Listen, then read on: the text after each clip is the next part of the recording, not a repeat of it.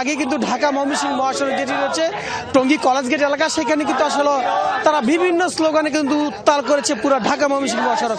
উভয় পাশে তারা অবরোধ করে বিক্ষোভ করছে। তারা বলছে যারা অপরাধী রয়েছে সিসি ক্যামেরা থেকে যেইভাবে শনাক্ত করা হয় দ্রুত যেন তাদেরকে গ্রেপ্তারের আওতা করা হয়, এই বিষয় নিয়ে কিন্তু তারা বিভিন্ন স্লোগান দিচ্ছে। আমি যদি একটু তাদের চিত্রটি একটু দেখাই, তারা কিন্তু বিভিন্ন স্লোগান দিচ্ছে, দিল্লি না ঢাকা, ঢাকা ঢাকা এবং রাজপথ রাজপথ নিয়ে তারা বিভিন্ন স্লোগান দিচ্ছে।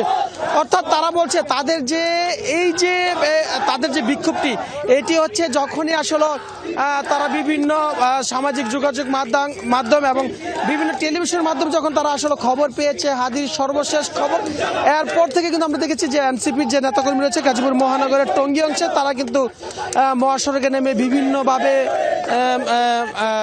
তারা ঢাকা ময়মনসিংহ মহাসড়ক উভয় পাশে কিন্তু তারা কিন্তু অবরোধ করে তারা বিক্ষোভ করছে। তারা বলছে যে তাদের যে